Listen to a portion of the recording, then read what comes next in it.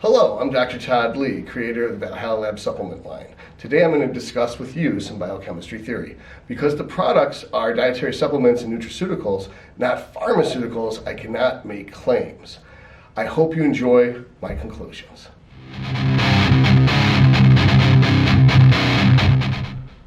Keto diet, intermittent fasting, all these different diets. Which is the best one? The best one is the one that you actually eat. That diet discipline is the rarest thing of all. In fact, they did a study about diets and found that all the studies that say diets don't work are false because all the people who do these studies don't eat the diet. Let me spell that out for you. Let's say that there's a study that says the keto diet doesn't actually work better than a normal diet. It's because the people who say they're eating the keto diet don't eat the keto diet. They cheat on their diet so much it's invalidated. So therefore, the point is you have to have discipline with your eating. I personally know that if I am supposed to eat less than 200 carbs a day, I run the risk of cheating. As long as I eat above 200 carbs a day, my leptin levels are high enough that my ghrelin levels are suppressed. I'm not hungry enough to crave junk food. I just crave my normal diet food. Once my levels get, let's say I'm eating 140 calories, now I'm so far below 200, I'm almost guaranteed to crave ice cream, McDonald's, Kit Kats, Twix, Twizzlers, shit I don't even fucking eat. Like literally, I think about cat food. Like everything that could possibly go in my goddamn mouth, it's going in there in my subconscious. I will wake up in the middle of the night thinking about McDonald's. I've never eaten there in like 8 or 9 years, but I think about it. So I can't really justifiably stay under 200 calories for long periods of time. The only time I can really handle eating under 200 calories is if I'm 4 weeks out from a show and my glutes are already shredded. If I'm like, I literally am gonna win if I just show up like this. So all I gotta do is not fuck up and I win. That makes it really easy to stick to the diet. For everyone else who's probably never gonna have shredded glutes, that are probably like 100, 150, 200 pounds overweight, trying to keep them in some ridiculously strict diet for a long period of time is not going to work.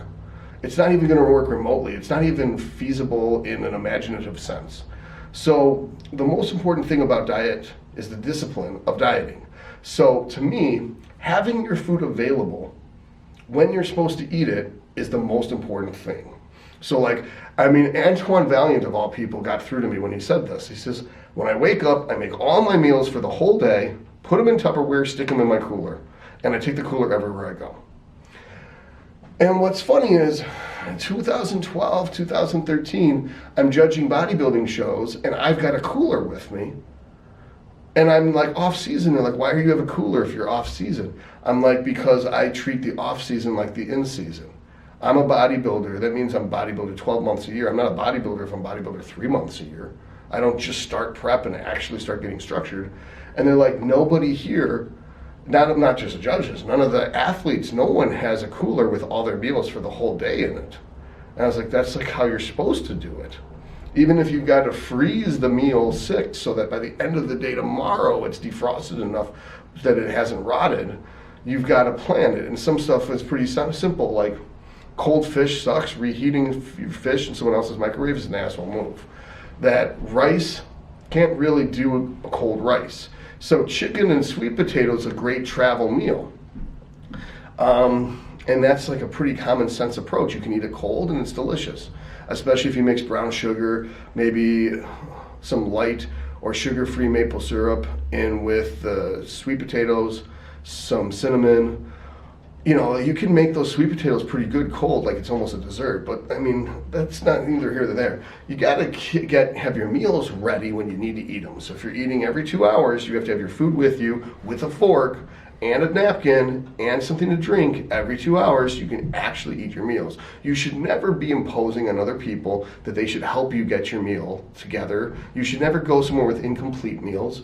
You should never need to borrow someone's microwave. They should offer to let you reheat your food. You should be ready, just like a soldier in the middle of the desert. You pull out your MRE, you eat your MRE, you keep your fucking mouth shut, you go back to what you're doing. that you should not draw attention to yourself. Like, look at me, I'm the narcissist bodybuilder. Shower me with compliments because I'm so disciplined. No, you just do your fucking shit and get on with your goddamn day. And that's something that everyone should have down cold, even if you're not a bodybuilder. If your goal is just to become less fat, you should still have your food with you all day, every day, ready to go. The best way to do this when you're talking about like is you freeze 1 or 2 meals and then you bracket the other meals. You've got a frozen meal 6, a frozen meal 5, and meals 2, 3, 4. In the middle of them, you ate meal 1 before you left for the day. And that way you always have your meals with you. That's the most important thing about diet discipline. Also, simplicity. If you don't like cooking every meal because they're too complicated, the simplest way to do it is you have a rice cooker and you have an oven with 2 racks. You cook your sweet potatoes or potatoes on one rack, you cook your chicken on the other rack, you cook your rice in your rice cooker. You made your food for 3 days. Like, even if you get in a shower, get out, the chicken only takes 20, 30 minutes to cook. The potatoes might take 2 hours. The rice cooker takes care of itself and then it shuts off. That's all you gotta do. It's really not that hard. So you get your meals together, you load them up in Tupperware. Even if you prep out your portions for the whole week and you got 42 different Tupperware containers in your fridge, there is no reason for there to be anything else in your fridge. If there's something that isn't gonna go in your mouth, it shouldn't be in your fridge or in your cupboards. You're like, but I've got kids.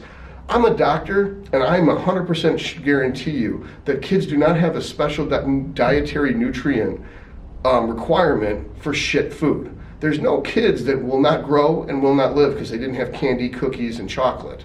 That kids eat the same shit as adult humans. And if you're feeding your kids a bunch of toxic, addictive garbage, then they're gonna grow up to be fat and a mess and have cancer and shit like that. So just feed your kids what real parents used to feed their kids 150 years ago, and they'll grow up to not have all the cancer problems that people will do today.